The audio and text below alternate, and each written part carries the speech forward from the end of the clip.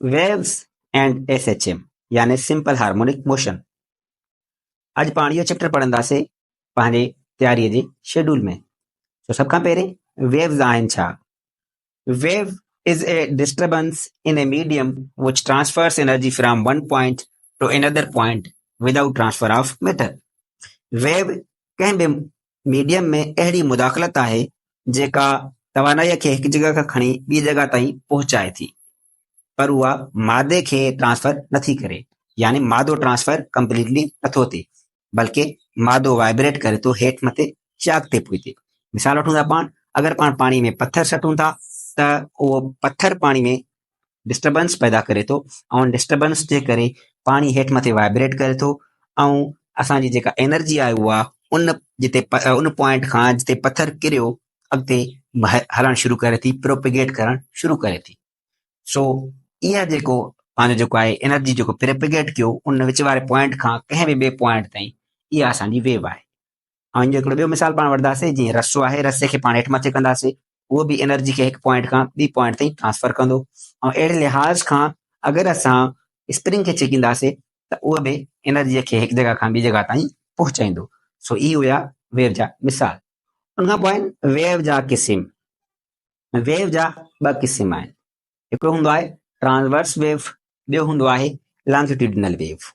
So Transverse wave are such waves in which the propagation of wave and the vibration of medium are perpendicular to each other. यानी अहिड़ी wave जंहिंमें propagation of wave यानी जंहिं तरफ़ wave वञी रही आहे and the vibration of medium यानी मीडियम जी वाइब्रेशन हिक ॿिए सां 90 जी डिग्री ते हुजनि, यानी 90 डिग्री ते, या परपेंडिकुलर हुजनि, त इनखे असां चवंदासीं इहा वेव जेका आहे असांजी ट्रांसवर्स वेव आहे।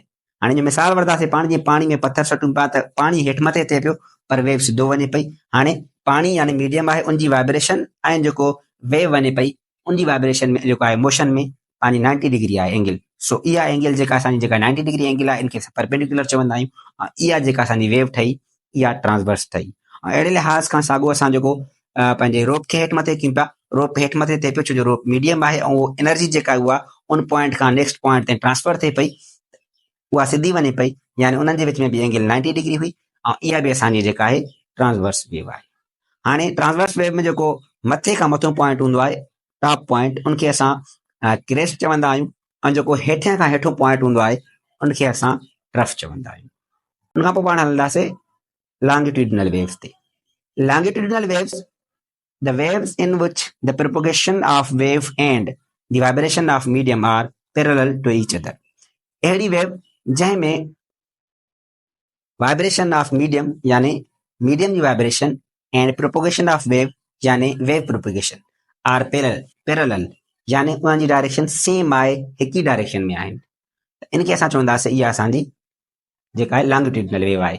मिसाल जे तौर ते जीअं असां स्प्रिंग खे छिकियोसीं ऐं जीअं उनखे असां रिलीज कंदासीं त स्प्रिंग अॻिते पुठिते मूव कंदो ऐं असांजी जेका एनर्जी आहे वेव जी उहा बि अॻिते वेंदी।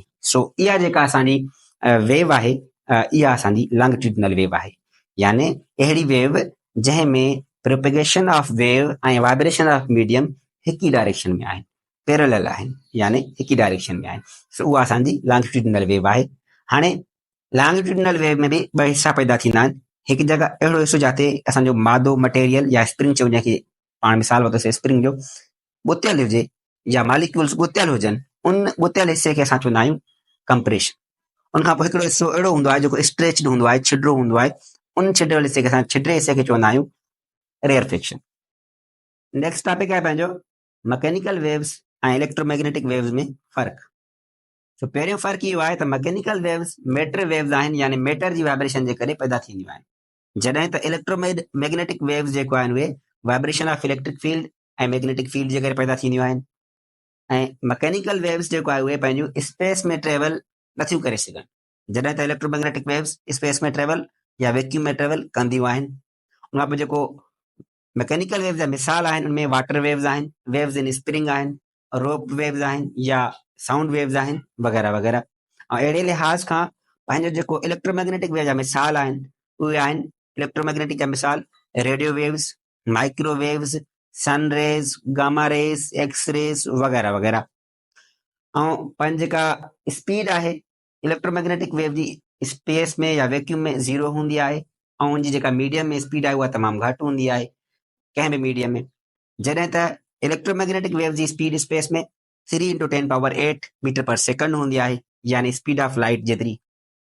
ऐं पंहिंजी मैकेनिकल वेव्स लॉन्गिट्यूडिनल बि थींदियूं आहिनि ऐं ट्रांसवर्स वेव बि थींदियूं आहिनि, जॾहिं त इलेक्ट्रोमैग्नेटिक वेव्स सिर्फ़ु ऐं सिर्फ़ु ट्रांसवर्स वेव थींदियूं आहिनि।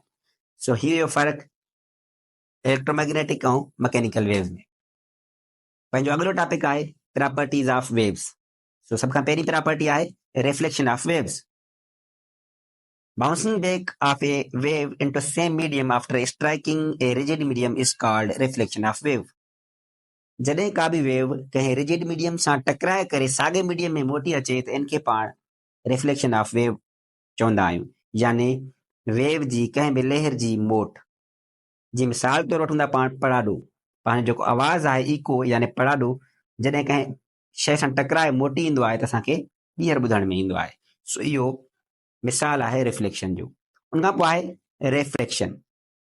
When a wave enters from a rare medium to a denser medium, it bends.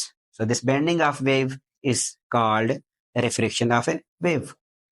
जॾहिं पंहिंजी का बि वेव कंहिं छिड्रे मीडियम मां, रेयर मीडियम मां कंहिं डेंसर यानी घाटे मीडियम में वेंदी त उहा वेव असांजी बेंड थी वेंदी, थोरो मुड़ी वेंदी। इन फिनामिना खे असां चवंदा आहियूं रिफ्रैक्शन ऑफ वेव। मिसाल जे तौर ते अगरि तव्हां पेंसिल पाणी में विझंदा वे ऐं अधु ॿाहिरि हवा में छॾींदा वे ऐं उनखे परे खां ॾिसंदा वे त तव्हांखे थोरी मुड़ियल नज़र ईंदी। सो इहो आहे रिफ्रैक्शन ऑफ वेव। उनखां पोइ आहे डाइफ्रैक्शन ऑफ वेव।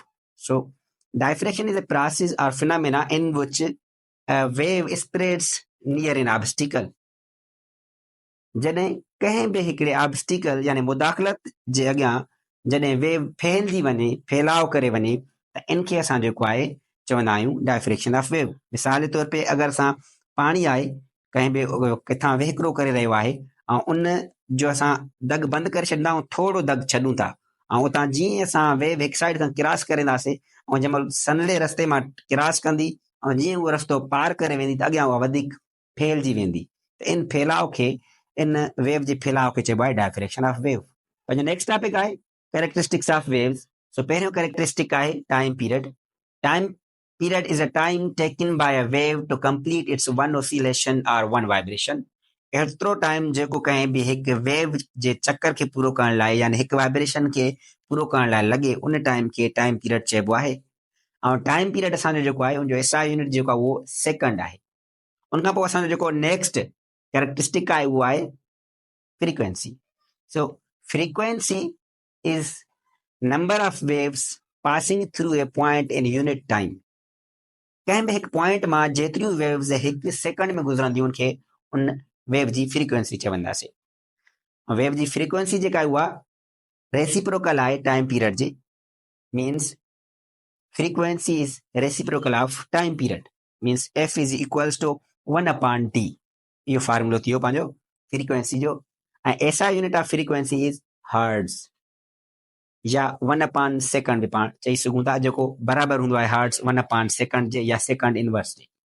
पंहिंजो नेक्स्ट टॉपिक आहे कैरेक्टरिस्टिक्स ऑफ वेव्स। सो पहिरियों कैरेक्टरिस्टिक आहे टाइम पीरियड। उनखां पोइ नेक्स्ट आहे पंहिंजो wavelength. Wavelength is a distance between two consecutive troughs or crests. पाण पढ़ी आयासीं त कंहिं बि वेव ट्रांसवर्स वेव जो जेको अपर हिसो आहे उनखे क्रेस्ट चइबो आहे, जेको लोअर पॉइंट आहे उनखे पाण ट्रफ चवंदा आहियूं। हिकिड़े ट्रफ खां ॿिए ट्रफ ताईं जे मुफ़ासिले खे या हिकु क्रेस्ट खां ॿिए क्रेस्ट जे मुफ़ासिले खे असां वेवलेंथ चवंदा आहियूं, सिर्फ़ु ट्रांसवर्स वेव में। ऐं लॉन्गिट्यूडिनल वेव में असां डेफिनेशन ईअं कंदासीं पंहिंजी जेको आहे वेवलेंथ जी, the distance between two consecutive rarefactions और कॉम्प्रेशंस। यानी हिकु कॉम्प्रेशन खां ॿिए कॉम्प्रेशन ताईं जे मुफ़ासिले खे या हिकु रेयरफिक्शन खां ॿिए रेयरफिक्शन ताईं जे मुफ़ासिले खे असां वेवलेंथ चवंदासीं। वेवलेंथ खे लैम्डा जी निशानी सां असां ज़ाहिर कंदा आहियूं। वेवलेंथ जी जेका असांजो एसआई यूनिट आहे उहा आहे मीटर्स, छो जो हिकिड़े क़िस्म जी लेंथ आहे ऐं कंहिं बि लेंथ जो एसआई यूनिट मीटर आहे। उनखां पोइ आहे वेव स्पीड। वेव स्पीड चवंदासीं पाण The distance traveled by a wave in unit time is called per unit time is called wave speed. यानी कंहिं बि वेव खां जेको मुफ़ासिलो तइ कयो वञे, जेका का बि वेव जेको मुफ़ासिलो तइ करे टाइम जे हिसाब सां, उनखे असां चवंदा आहियूं वेव स्पीड। वेव स्पीड खे असां v सां ज़ाहिर कंदा आहियूं, वेलासिटी वारी निशानी सां। ऐं जेको फार्मूलो हूंदो आहे उहो हूंदो आहे लेमडा अपान में टाइम, या इनखे असां लेमडा इंटू एफ बि लिखी सघूं था, फ्रीक्वेंसी, छो जो 1 अपान टाइम असांजो जेको आहे उहो फ्रीक्वेंसी जे बराबरि हूंदो आहे। ऐं वेव स्पीड जेको आहे उनजो जेको एसआई यूनिट आहे उहो असांजो आहे मीटर पर सेकंड। नेक्स्ट टॉपिक आहे simple harmonic motion. Simple harmonic motion is a vibratory motion in which acceleration is directly proportional to the displacement but in opposite direction. यानी का बि बॉडी जेका वाइब्रेट करे रही आहे, जीअं मिसाल तौर वठूं था पाण सिंपल पेंडुलम, उनखे अगरि असां जिते उहो बीठो आहे चुप कयूं, उनखां परते छिके करे झूले खे या सिंपल पेंडुलम खे छॾे ॾींदासीं त उहो वाइब्रेट करणु शुरू करे ॾींदो। जॾहिं का बि अहिड़ी बॉडी जेका वाइब्रेट करे थी ऐं उनजी जेका एक्सेलरेशन आहे उहा डायरेक्टली प्रोपोर्शनल आहे डिस्प्लेसमेंट सां, यानी उनखे जेतिरो परते छिकूं था ओतिरी एक्सेलरेशन वधारी पैदा थिए थी, त इन वाइब्रेशन खे असां चवंदासीं simple harmonic motion. But in vibration में जेको पंहिंजी एक्सेलरेशन हूंदी उहा डायरेक्शन में अपोज़िट हूंदी डिस्प्लेसमेंट जे। यानी अगरि पाण ही सिंपल पेंडुलम खे छिके वञूं था, जेतिरो परे छिके वञूं था, हाणे डिस्टेंस जेको आहे असांजो उहो हिन तरफ़ थी वियो, पर जॾहिं पाण हितां छॾींदासीं सिंपल पेंडुलम खे, जेका उनजी एक्सेलरेशन हूंदी उहा उनजी हिन साइड हूंदी, एक्सेलरेशन अपोज़िट हूंदी, पर जेतिरो घणो छिकींदासीं ओतिरी एक्सेलरेशन घणी पैदा थींदी, पर अपोज़िट डायरेक्शन में। सो जॾहिं अहिड़ो सीन अची वञे, यानी अहिड़ी वाइब्रेशन हुजे जंहिंमें पंहिंजी जेका आहे एक्सेलरेशन डायरेक्टली प्रोपोर्शनल हुजे डिस्प्लेसमेंट सां बट इन अपोज़िट डायरेक्शन, इन वाइब्रेशन खे असां चवंदा आहियूं सिंपल हार्मोनिक मोशन। सो इन जा मिसाल आहिनि सिंपल पेंडुलम आहे, या पाण कंहिं बि शइ खे स्प्रिंग सां ॻंढे करे उनखे छिके करे छॾे ॾियूं, इहो मिसाल बि जेको आहे उनजो सिंपल हार्मोनिक मोशन जो आहे। उनखां पोइ हाणे जो फार्मूलो पाण ठाहींदासीं त a is directly proportional to -x। जॾहिं पाण डायरेक्टली प्रोपोर्शनलिटी जी निशानी हटाईंदासीं त हिते कांस्टेंट ॾींदासीं के, जेको कांस्टेंट आहे स्प्रिंग कांस्टेंट। हाणे इहो एमसीक्यूज़ बि अची सघे थो त what is K in the formula of simple harmonic motion. So a is equal to kx minus kx, ऐं हिते के जेको आहे उहो स्प्रिंग कांस्टेंट आहे। उनखां पोइ पंहिंजो जेको नेक्स्ट टॉपिक आहे उहो आहे पंहिंजो डैम्प्ड ऑसिलेशन। डैम्प्ड ऑसिलेशन या डैम्प्ड सिस्टम उन सिस्टम खे चइबो आहे जंहिं सिस्टम में फ्रिक्शन मौजूदु हुजे, या डैम्प्ड ऑसिलेशन उन ऑसिलेशन खे चइबो आहे जेका फ्रिक्शन जे करे आहिस्ता आहिस्ता रुकिजी वञे। मिसाल जे तौर पे अगरि पाण झूलो झलाईंदा आहियूं जेको, या पाण सिंपल पेंडुलम जेको पंहिंजो हलंदो आहे उनखे हलाए करे जीअं छॾे ॾींदासीं त उहो आहिस्ता आहिस्ता आहिस्ता आहिस्ता बिहिजी वेंदो। छाजे लाइ? छो जो असांजे हिन माहौल में हवा मौजूदु आहे, एयर मौजूदु आहे, ऐं उहा फ्रिक्शन उन सां गॾु फ्रिक्शन जे करे उहो झूलो असांजो जेको आहे उहो बीह रहे थो, या सिंपल पेंडुलम असांजो बीह रहे थो। त इहो सिस्टम या इहा वाइब्रेशन जेका आहे असांजी डैम्प्ड ऑसिलेशन आहे। लास्ट में पाण हाणे एमसीक्यूज़ पढ़ंदासीं। सो पहिरियों एमसीक्यूज़ आहे wave does not transfer. Option A आहे एनर्जी, बी आहे मैटर, सी आहे बॉथ, डी आहे नॉट। सही ऑप्शन बी मैटर आहे। उनखां पोइ पंहिंजो ॿियो एमसीक्यूज़ आहे sound is a dash wave, A electromagnetic, B transverse, C longitudinal, D not. तो सही ऑप्शन आहे पंहिंजो लॉन्गिट्यूडिनल। उनखां पोइ टियों एमसीक्यूज़ आहे electromagnetic wave can be dash, A आहे ट्रांसवर्स, बी आहे लॉन्गिट्यूडिनल, सी आहे बॉथ, डी आहे नॉट। सही ऑप्शन ए आहे ट्रांसवर्स। उनखां पोइ चौथों नंबर एमसीक्यूज़ आहे wave length increases frequency will dash, remain same, increase, decrease, not. So सही ऑप्शन आहे डिक्रीज। सवाल नंबर 5 आहे पंहिंजो upper most part of a wave is dash. Option आहिनि क्रेस्ट, ट्रफ, कंप्रेशन या रेयरफेक्शन। सही जवाब आहे क्रेस्ट। 6 नंबर सवाल आहे पेंसिल बेंडेड इन a glass of water is example of dash. इनजो सही जवाब आहे रेफ्रैक्शन। उनखां पोइ पंहिंजो सवाल नंबर 7 आहे The oscillations are damped due to dash। ए आहे linear motion, बी आहे inertia, सी आहे restoring force, डी आहे friction। त सही जवाब आहे friction। 8 नंबर सवाल आहे when an oscillating object is in simple harmonic motion its maximum speed occurs when it is at dash point। इन जो सही जवाब आहे mean point। 9 नंबर सवाल आहे which is not a characteristic of a wave। सही जवाब आहे ऑप्शन ए mass। 2 नंबर सवाल आहे in the ball and bowl system mean position is dash. तो इन जो सही जवाब आहे सी फ्लोर ऑफ बाउल।